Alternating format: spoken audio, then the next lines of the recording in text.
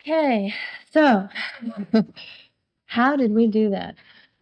Um, Having never done anything like this before, I'm not sure, and maybe I'll just begin, and it might be a little bit pedantic, but I'll just start from scratch, and I guess to the extent that it seems a little rote, maybe you'll forgive me.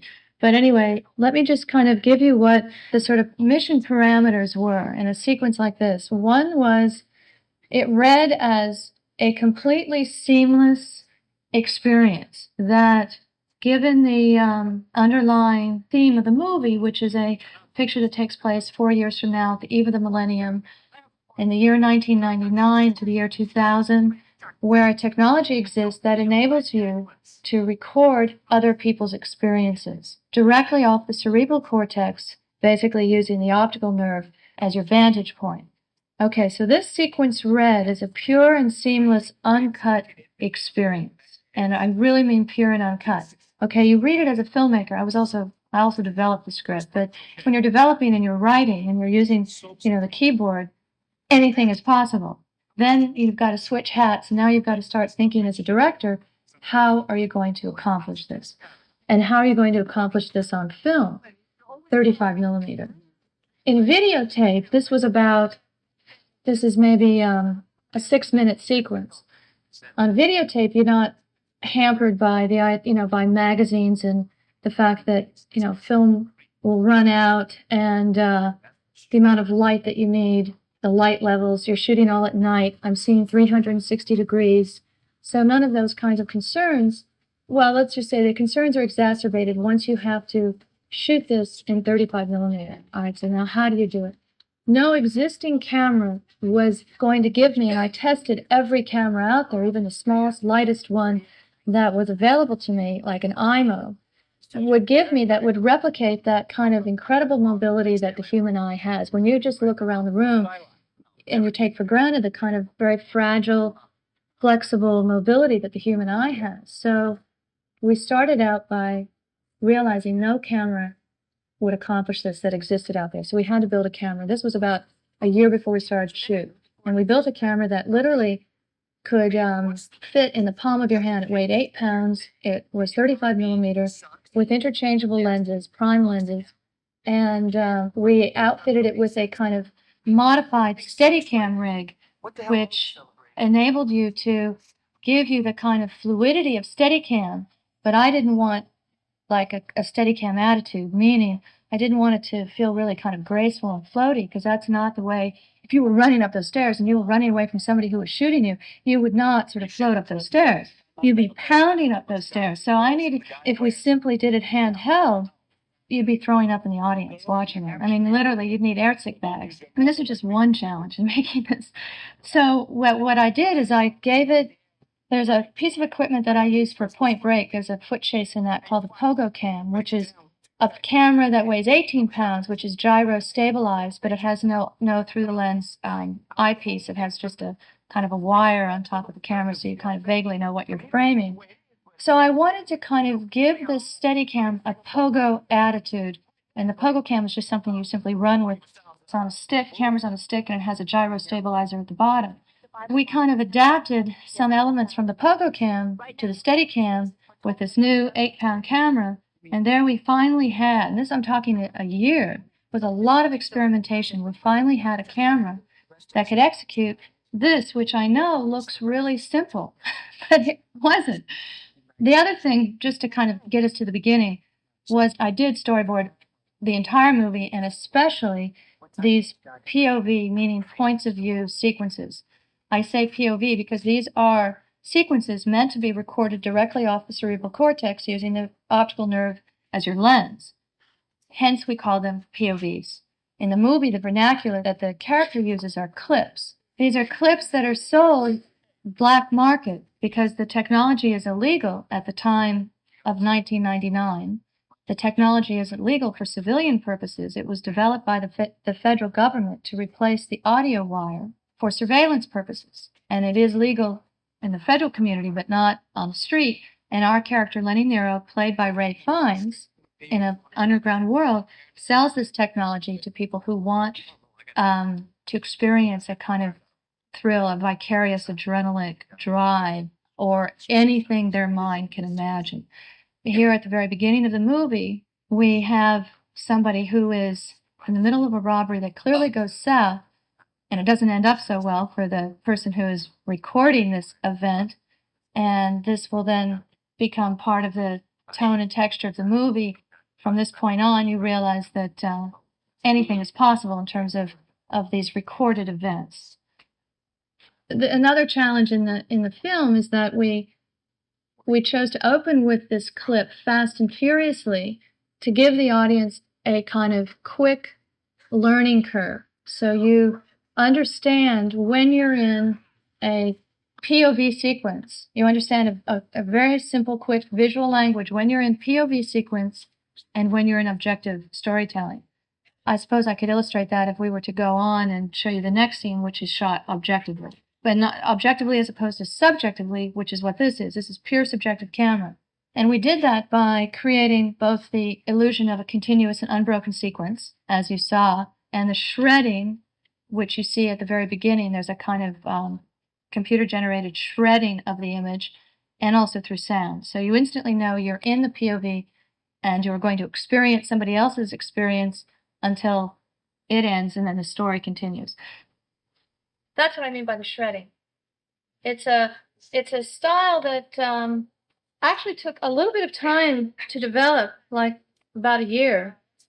One possibility was the idea of static, and having static be the way to interface in and interface out.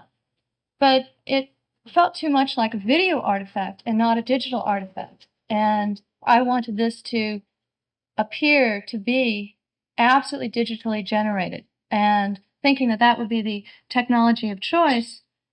If this technology was available, that would be the technology of choice. So I wanted it to be a digital artifact and not a video artifact. So I wanted to feel like it's pixelized, or a kind of pixelation of the image. That's how I arrived at this shredding, which we did in a combination of a Henry bay and a computer animation bay, where we literally took the image and sped it up to just, I'm talking about probably three feet of image, and sped it up and kept reworking it and laying it down again and again and again, sometimes speeding it up to or slowing it down in many cases to 900 frames per second, and then looking at that at 10 frames per second. And we kept going back and forth over the image and literally decomposed and deconstructed the image in a computer-generated process that enabled us to get that kind of shredding. It's a process that doesn't have a lot of control. You basically are doing the artifact on the fly. As the image is going, you're hitting the dials on the fly. In other words, this shredding can never be duplicated again. You can get something close to it, but you can never get this exact kind of shredding again. You can output from the computer bay a negative that enables me to duplicate it in order to put it in the movie, but I can never create another original that's identical to this.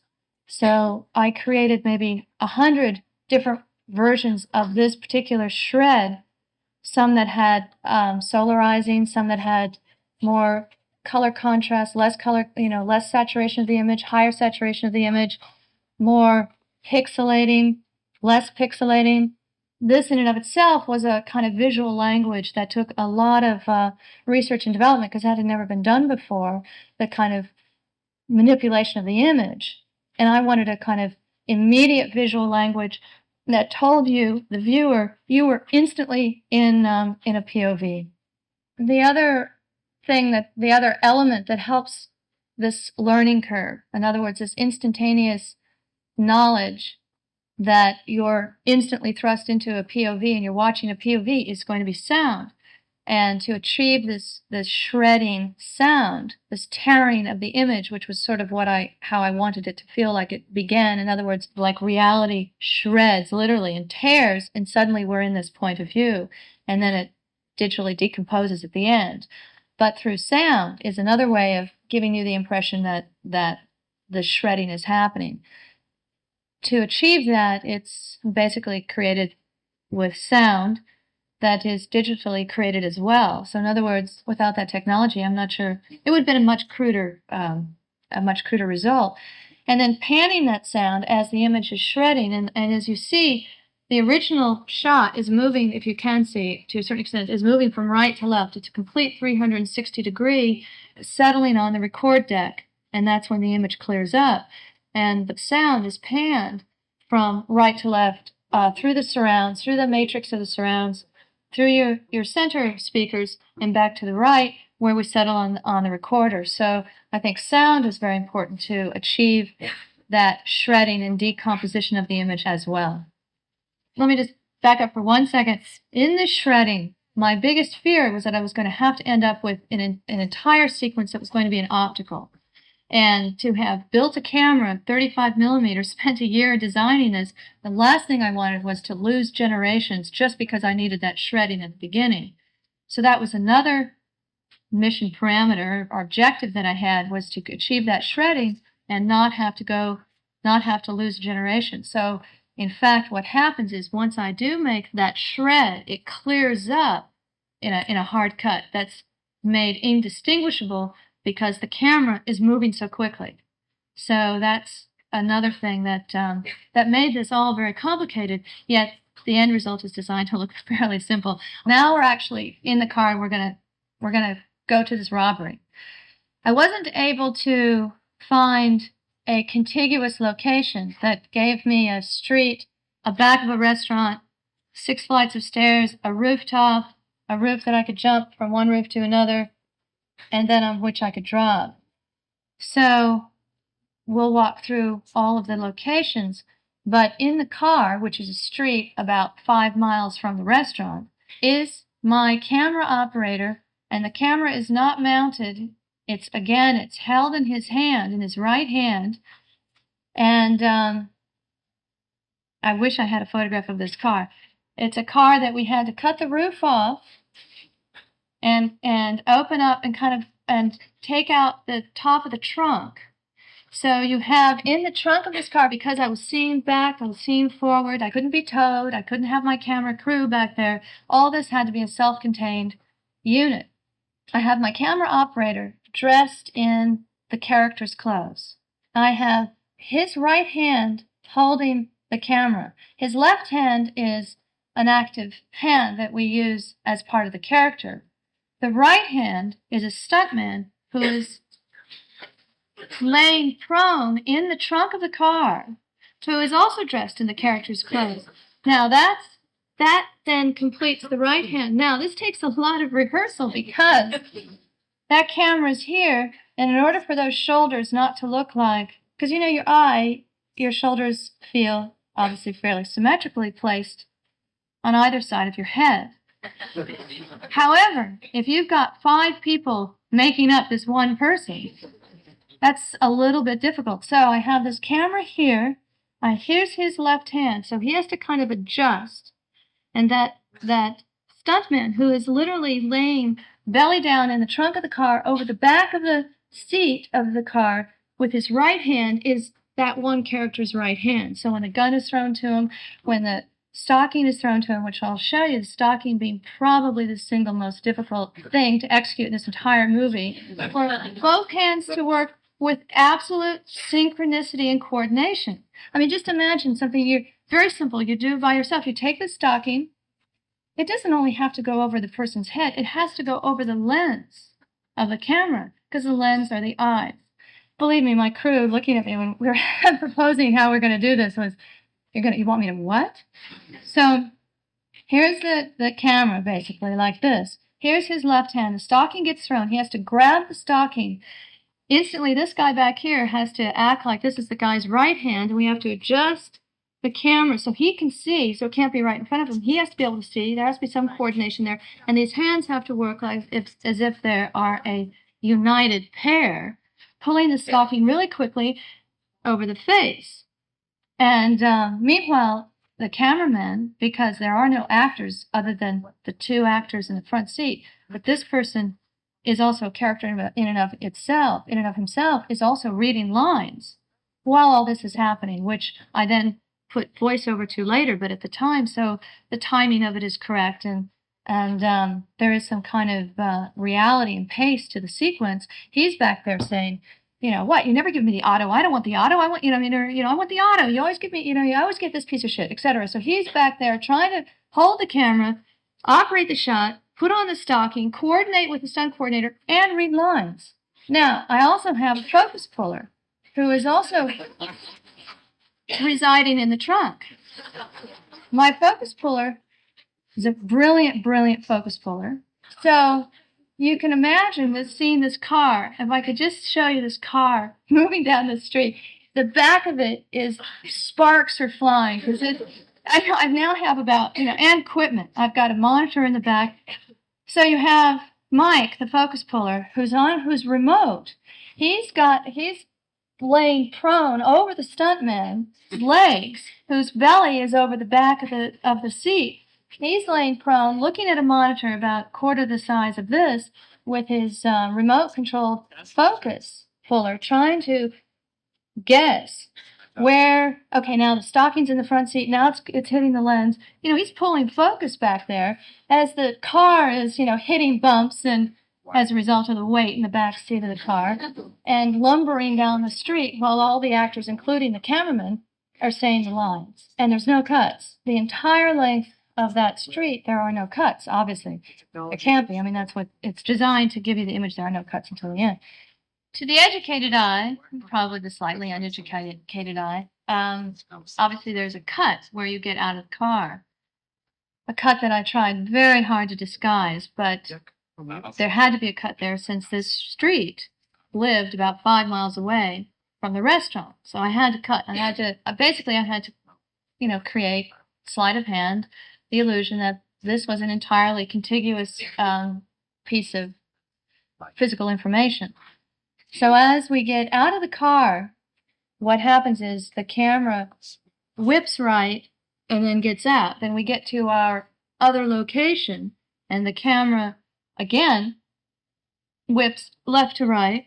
In that duplicated whip pan is a cut that then allows me to carry on in my second location, which actually will take me all the way to the stairs. And I'll show you how I try to disguise it. I try to disguise it with sound, and this was less effective than some of my other cuts, but it was really a function of not being able to find two locations, or that location that was contiguous, and schedule, which didn't really permit me to make a move. I had to get this shot on this night, and I couldn't do it at the time when I did the restaurant, etc.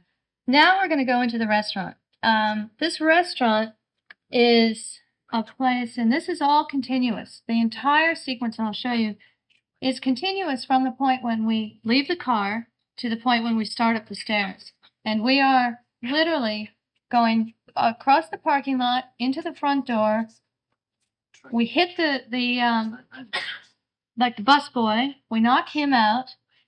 We take a right turn. We hear ahead of us the door slamming open because we've got two characters in front of us. We are number 3. And we hit that door open. And in front of us one of the characters already has one of the guys down. And then we continue on through the kitchen where chaos is erupting. The other character's trying to put one of the cooks' head into like the plate full of tomato sauce or something like that. And then we move through swing doors. Now we're at the head. The other two guys have run point. Now we've moved past them. And now we move into the restaurant, and we basically put out of play a couple of waitresses. And we grab a waitress just as she's trying to get out the front door. And now we go over to the cash register to see where the money is. And we pan over to catch the action of another waitress trying to get out the front door. And we pan over just in time to see one of our cohorts, our accomplices in crime, grab that waitress, put her out of action, and come around behind us to move the cashier aside, open up the cash register, and realize that there's a lot of money hiding underneath the change tray. And then back everybody, or move everybody down back behind us through the restaurant, through the kitchen, through the front door area, into the refrigerator, where we shut the door and lock it with some kind of kitchen knife. And then we say, do you have the money? We have the money. Again, the cameraman holds the money right up in front of the camera's face. And meanwhile, mind you that the stocking is still on the lens, because that still has to come off. and then move with our characters. Now we're going to make a run for it, and we move toward the front door, and we all start to hear sirens, and the first character who's trying to make a run for it realizes that the cops are there, but he decides to go and take his chances with the cops. We decide with our other guy that we're going to make a run for it, and we see the guy in front of us getting all freaked out and trying to decide which way to go, looks in the kitchen, looks at the stairs, realizes he's going to go to the stairs, runs to the stairs. We look in the kitchen, we see some lights of a cop car coming through the windows. We whip around, we race for the stairs, we take our stocking off, and we hit the stairs, and that's where our next cut is.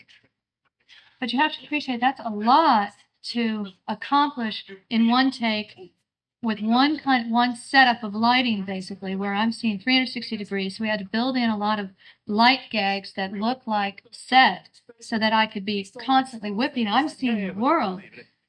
And there's my focus puller, who is also very tall, much taller than my camera operator. And when you're whipping around, another sort of wonderful sight gag, if there was ever a making of, is in some of my 360s. I mean, this had to be so well coordinated. He's back there with his remote follow focus, running like hell to keep up. My camera operator spins to look behind us. Mike has to drop, as well as the grip who's holding cable so that like this entire team doesn't go toppling, because there's cable running back and forth on the floor behind the camera. So you've got somebody holding cable for the cable person, and others you've got 3 people right behind the camera operator who have to be well coordinated with what's happening in front of you, in addition to your 2 actors, all of your extras, and all of the sort of hostages in this restaurant. Also, anytime you see the right hand of the wearer who's wearing this equipment that enables us to experience this technology, is the stuntman who is the right hand. So he's literally strapped to that operator, hanging on to him. They're almost kind of like an octopus. You've got the operator like this with the left hand. Anytime you see the left hand, like grabbing the money, that's the operator. Anytime you see the right hand in this particular sequence, sometimes we switch, but anytime you see the right hand, that's a stuntman who's literally, his chest is pressed to the back of the operator as close as he can get, and is coordinating everything with the right hand, doing all the business with a gun, slamming the gun on the restaurant owner's back, any of the gun, and hitting the waitress, hitting her aside. All that is coordinated with the stuntman. So it's almost like a kind of dance. You're probably wondering where I am in this. I'm as far away as I can be. What I did was I went there to this location actually before we started shooting with a video camera, and I walked through shooting the whole shot. So I knew where my whips were going to be, where my cuts were going to be, where all of my moves were going to be ahead of time. I mean, this is not, it's meant to look very spontaneous and chaotic and kind of crazy. It is so well rehearsed. There was no other way to do it. So anyway, I walked through this whole piece very slowly. Here's where we move here. Here's where we put the guy down. Here's where we pan up. I should see both characters in a shot, and I used, I think I just used friends to walk through this. And this is where we see the cook getting taken out. This is where we go through the doors. This is where we take out the 2 waitresses. This is where we take out the restaurant owner at the cash register. And so we had this basically a video storyboard, which is a replication of my drawn storyboards. So the video storyboard then becomes kind of the Bible, the template. Okay, now how do we do this, and how do we light it? Now, and the most important thing, how do we do it at speed? So little by little, we kept rehearsing this. We'd go there sometimes on weekends as we're shooting the rest of the movie. We'd go on weekends before we shot the scene, obviously. And every time we go, we would do it faster and faster and faster and faster until we could do it at speed. Otherwise, if we had just started out at speed, it would have been a train wreck. If you can imagine all those people. I mean, it's like a human bypass kind of train that's moving through this location at speed. So when we're rehearsing, I'm of course there, and I'm, left, right, no, this is where we had to turn left, and this is where we had to turn right, this is where I need the right hand, this is where I need the left hand, and etc. So I'm there walking right there with it until we actually are shooting. When we're shooting, The camera operator, who's the man holding the camera in the left hand, the active left hand, has a comm set that he can hear me. He can't speak back, but he can hear me. I am outside, obviously out of range of the camera because we are seeing 360 degrees. I am outside with a video monitor, seeing the entire shot with the other half of the comm set, speaking to him as he's shooting. Because he's moving so fast, he can kind of see exactly what he's framing. Let me just say one other thing. He is wearing something called a HID helmet. He has a video helmet which gives him his own video monitor, which hangs down, because there's no way you can keep your eye pressed to any kind of eyepiece with this kind of movement. So his camera is not in any way attached to his face. He has a video helmet that's we call it a HID helmet, which means hidden, basically hidden camera. And there's a video camera tap from that little 8-pound camera that we built that is hanging over his left eye with an eye occlusion, which is basically a little black opaque disc that hangs over his right eye, which means that all he can ever see at speed, he is running, is that monitor. That's the only thing he can see. That eye's blacked out, and all he can see is this little 1-inch by 1-inch monitor on his left eye at speed. So I am outside, and sometimes, he's moving fast. He's getting jostled. Things are happening very, very quickly. So I am communicating to him if there's something that's not working in the shot, or if I can see both the set and I can see what's being shot, and I can say, when you get to the door, pan left, and or tilt up, tilt, whatever. We have a kind of very wonderful sort of quick language because we've worked together now. The Steadicam operator and I've worked together since Blue Steel, so we work very well together. And he knows what I'm looking for, and he knows I can kind of give him shorthand in the kind of heat of battle, and we can actually together execute the shot. The sequence of the car take to shoot, we shot it in. We did about 15 takes, so 15 of the car rumbling down the road, 15 times. And that took to light and to shoot probably about 4.5 hours. That's a lot of lighting. But we probably were able to, in a case like that, when we had to light such a big expanse, we might have had a pre-rig crew give us the wiring for our big lights. And then we come in. I'm talking from just having electrical there, but no lights there. We come in starting at 0 hour to 4.5 hours. We come in, hang the lights, turn the lights on, rehearse, and shoot about 15 takes in about 4.5 hours. Later on, I'll show you where we did use a helmet camera. The problem with a helmet camera, when the camera is attached up here to the head, is it again loses that kind of mobility, or it becomes too jarring when you're moving too quickly like this because it's fixed.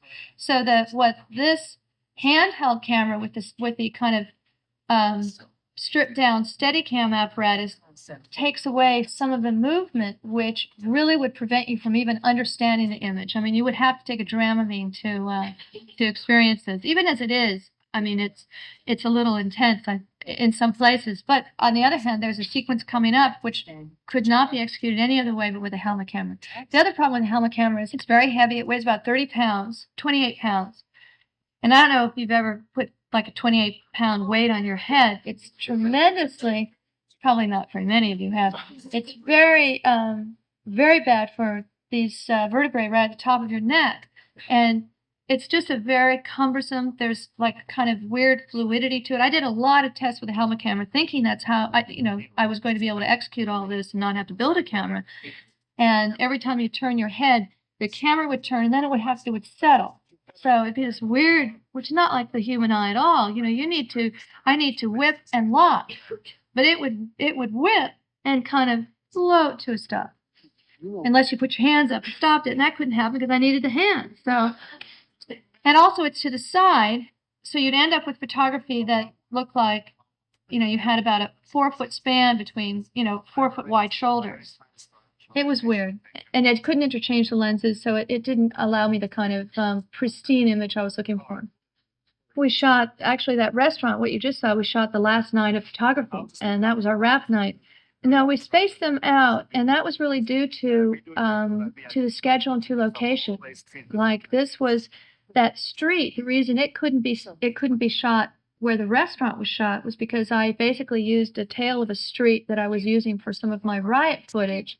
Once we were in kind of exterior street mode, I had to stay in and shoot out all my streets. And when we, the few interiors that we had, they had to be separated and shot at another time and place. So it really was just dictated by schedule and nothing else. It would have been nice to get all the clips done at once, but we couldn't do that.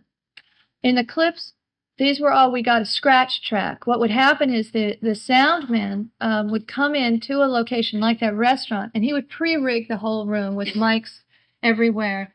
And it was just a very rough scratch track that gave me, a scratch track is basically a throwaway track that just is a guide track and gives you a guide that you then post-sync that whole sequence. There was no way. And also the other thing about this little 8-pound camera is it couldn't be baffled. So it just it chatters away, and your sound is unusable. So all the sound in the clips pretty much is well, no, I would say exclusively is post-sound. And that's another thing I want to talk about is sound and how we did our mix, because that was very critical, but we'll get to that once I'm done with the visuals. We thought about Super 16. I did some tests in it, and when you intercut it with the 35 millimeter, it definitely, if you only saw it in Super 16, it wouldn't, your loss of clarity wouldn't be quite as noticeable. But when you cut it next to your 35 millimeter, it then becomes somewhat noticeable. And since the technology was meant to be absolutely recorded off the cerebral cortex, and in some ways kind of in some ways even more pure than the objective camera work, than the story of the movie, that it almost seemed like I was going to do anything in 16, it should be the story, but that was so predominant that didn't seem to make sense either. I mean, in a perfect world, you would change aperture, you would change your aspect ratio for these clips because your eye doesn't see in scope either. That was the other thing. We even toyed with the idea of somehow changing your aperture, your aspect ratio for these clips, but that became too complicated from a distribution standpoint, and so this was a kind of a compromise that seemed to be the most logical, but definitely we explored this. We tried to think through every aspect of this, and I thought about blinking and, perhaps somehow either artificially or in the original photography incorporating some notion of blinks. But then I realized that when we blink, we even blink when we turn our heads, but we're not aware of it. So I was really looking for conscious observation as opposed to subconscious observation. And so that did narrow down my options nicely. It gave me a little bit fewer options to work with. But we did take that into consideration.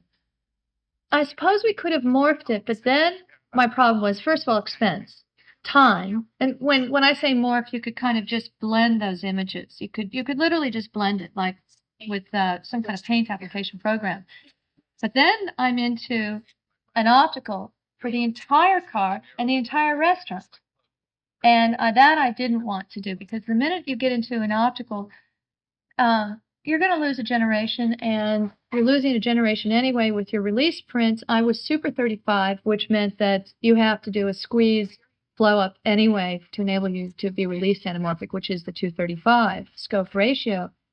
So I didn't want to lose another generation. And when you see it kind of in the, when you're not analyzing it and you're just in the thrust of the story, I think the sound carries you through it. And you're kind of only aware of it, but marginally aware of it, unless you're really looking for it. But if you're just kind of there to let the story wash over you, there's a lot that's the other thing that I think is very interesting about editing. There's so much that you can really get away with, because in a way, your mind does fill in the gaps, does kind of, pull the images, make a kind of the correct association about two images that may not adhere perfectly, or sound, you can help that out. A lot of times I have cuts that without the sound are hideous. You put the sound in and it's invisible. I think in the restaurant, I did about 8 takes of that whole sequence. And I could have, but I just found that this take gave me everything that I needed. And to be honest, I sort of liked the purity of it. And I didn't think that by cutting, maybe I got a little better look over her shoulder with the waitress, but a little less frightened host. There's always something you get, something you lose.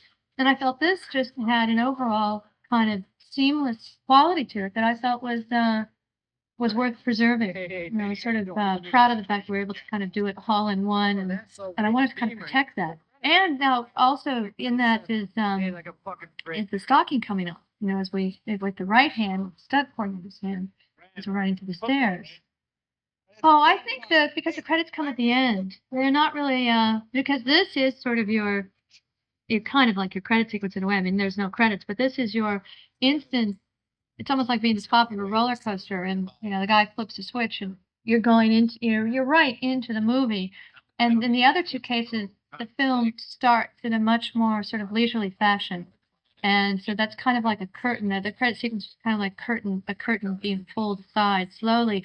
Whereas here, there's nothing slow about the beginning. You're just 1 second you're sitting down in the theater, and the next minute you're suddenly running for some reason you have no idea why. Of course, the whole movie explains it finally. 2 hours later, you understand. Any opportunity not to have to light to the extent that we had to light, which of course is for celluloid, and which high definition or some kind of digital recording would have given you. The problem is then when you go, then when you go to your negative, plus if it was entirely, I mean, high definition is still, well, the camera is gigantic. So we would have had to have designed and fabricated a small high definition camera. I mean, the camera is like that. There's no way you could execute any of that with that equipment. But we did. I mean, that was one answer before we started to build this camera. I thought, well, that would take care of the entire thing, could be seamless. And then I started investigating the equipment. The lines, you could double the lines, and the resolution wouldn't be too bad. And obviously, it would enable you to do any kind of computer-generated material, not lose generation, because once you're electronic, you're electronic, and you spit out one negative. But the equipment was too big, so every road led back to this. All the clips I rehearsed with a video camera, and but none of the other scenes. Only these clips. Only all the POV sequences I rehearsed with a video camera, like the Jericho kill was heavily rehearsed. That was also very complicated, but yes, I do that a lot. Then I it enables us to just break it down and look at it, literally frame by frame, and go back out on another Saturday and do it again. And it's probably one of the least expensive, most efficient ways of rehearsing a complicated sequence. I also use a video, like a little lipstick camera on a model. If I have a complicated sequence like the shootout in Point Break of the sort of Nazi surfers. I don't know if you know that scene, but it's a scene where it's really this little house with all these rooms and all these like live little bits happening simultaneously. And to understand the geography of that, this guy's coming down the hallway, this guy's coming in the back window, this guy's coming in the other window, this guy's coming in the kitchen door. To understand the geography and to make all that coverage very, very clear, I used a lipstick camera inside just basically a foam core model with, little toy soldiers, and got all my shots and understood exactly how to shoot that sequence. So I use video kind of storyboards as well as drawing storyboards, but I start with the drawings and then I go to live action model, or in this case, live action. Also, you have to appreciate one other thing, just kind of, pat myself on the back a little bit, is you have to appreciate all the, the coordination. Not only is my focus puller and my stuntman and the two guys holding cable dropping to the ground, but the police vehicles are having to drive up at the moment when he's running to the front door, which is all happening with several units standing next to me at the monitor, knowing when things are happening and communicating. I'm talking to the operator. I've got somebody talking to the police cars. I've got somebody else talking to the other members of the crew. Now you have to drop, comm sets on everybody. That's another element. That I just wanted to share. Anyway, that's a real helicopter too. One audience or interviewer or somebody saying, well, how did you get a light up in the sky? And, you put a light up with a sound effect, right? I said, no, that is a real helicopter. Okay, so now the stairs. So again, 5 miles away or however far away, we found the stairs and the roof. So the stairs and the roof are connected. However, because we had to change equipment and use a helmet camera for reasons I'll get to when we get out and onto the roof, I couldn't do that together, so I had to create a cut. Let me show you the two cuts, and then I'll show you how we lit it and how we executed this. So now we're in a new location, and we basically use the wipe across the wall as the cut point. So it's a right to left whip, a right to left whip. With what we did is we created a set wall in the restaurant location that we then took that set wall to the stair location. So you had absolute duplication of both color and texture and tonal quality. Maybe the temperature of the light might be slightly different because it's hung in a slightly different position, but that would be the only difference whatsoever. It's hit the wall, whip right to left, cut, go to the new location, on action, run toward that wall, hit whip right to left, and then proceed up the stairs so you just cut in that, you cut basically in your whip. So, kind of a nice little trick. Anyway, so now we're running up the stairs, and again, you know, I'm on a monitor, hidden. We've basically lit it with overhead fluorescent light, but that's, you know, color corrected for the film stock that we were using, which was probably a 5296 or 98, you know, one of the faster stock. And now we're having to coordinate with my two cops that are running through the bottom of the stairs. And when we pan down and see them, they've got to be there in time. And then we pan up, my other guy has to be at the sequence where we're shooting down at them. He's got to be, you know, he has to be shooting at the time when the camera sticks to him. So it's a lot of timing. It's an incredible dance of timing that enabled us to accomplish the sequence. When we look down at the stairs and come up, we come up and cut. And then we back up a few feet, look down at the stairs and come up, and then we're able to come out up onto the roof. Now, the big challenge here, what probably why we did this the last 2 nights of photography, was we had to figure out a way, and it probably took close to about 3 years to figure out a way to really safely execute this. I know it looks simple, but to do it very, very safely. And so what we did is we run up those stairs, we pan up, and again, this is all coordinated with a sort of series of people to my left and right on walkie-talkies as we are shooting this. But this is, again, a result of walking through this really slowly, week after week after week, with a video camera and being, you know, with all the units present. So we know now when we pan up, but walking through it very slowly, now when we pan up, that helicopter has to be into position. Can't have run out of gas waiting up there. You know, in other words, all this has to be taken into consideration when I say action, when we're actually shooting. Is that helicopter, you know, is he coming into position? Is he, you know, is he refueled? Because he has something like 45 minutes of airtime that the FAA would allow us during a, you know, like a very small circumference of geographic space in this particular location in Los Angeles, which also dictated this the choice of this location. And would he have been refueled in position on all the other elements ready by the time I say action, so that when we come up onto the roof, he's there. And not only is he there, but when the camera whips up, we're looking at each other, and I wanted the light to flare the lens. Honey, you have to get out. This is not easy to do. But literally we probably, and let me tell you this, and that was all in one from one rooftop to another. And then the whip over to the explosion, that would be my first cut. So you're going up the stairs, out onto the roof, whip up, see the helicopter, run, come back down, follow your guy to the edge of the rooftop and see him jump from one rooftop to another, whip over to catch the explosion, and cut. Now, we did that in one take. I could not do it again for a couple of reasons. One is I got it all. Second of all, I was not going to go again because this guy jumped a 16.5-foot span at speed from one building to another, and I was not going to risk that again.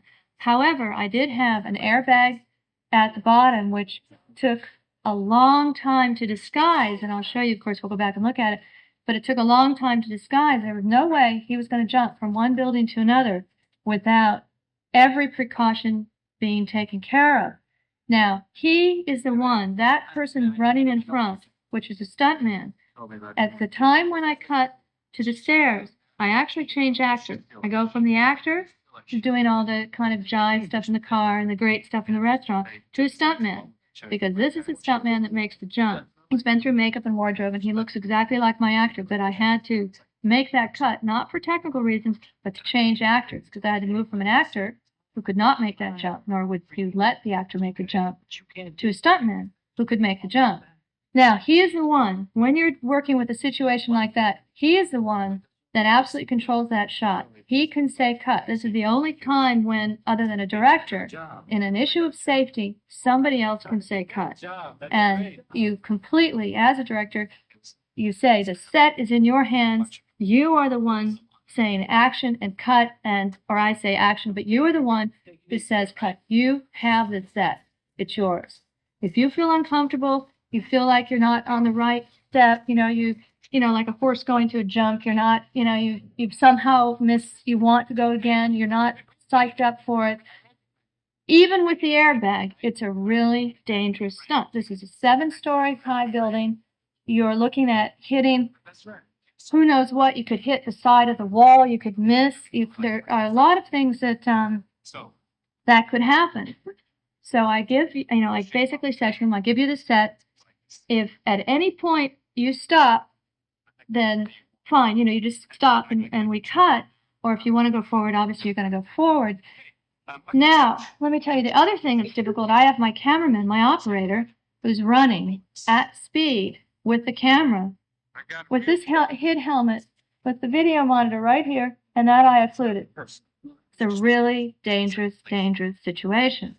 I have him strapped into a steel harness that is uncabled until partway down the run. So when we start the shot, we start on the stairs, going up those stairs, and he runs out onto the roof. Because you can't see anybody. You can't, nobody can be around. Now I've got people hidden behind the opening out onto the roof that run up, my safety and stunt coordinators. So he comes up. Actually, that pause to look at the helicopter is also designed to be the pause, which he gets strapped in with a steel cable, which is weighted to some 5 billion pounds or however many tons, I'm not sure exactly. I've got X amount of people hanging onto that cable. That cable is calibrated not to let him go 1 inch over the edge of that roof. I mean, even if he missed his footing and fell or whatever, he will drop right at the edge of that roof. There's no way he can go any further.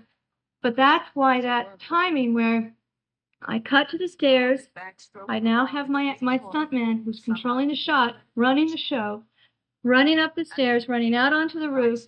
I take my beak to look at the helicopter. He's rigged in. They tap him on the back, meaning he's strapped. It's like one of those kind of cables that, like a snap cable, you kind of hit and it snaps, and they know it's in place. All that's happening while he's looking at the helicopter, and then he comes down. All this is, he's still moving. I mean, this is just a heartbeat up, a heartbeat down. Now he's running. Now, there's a point beyond which we designated, which is this little bit where the character jumps up onto the final roof before he jumps.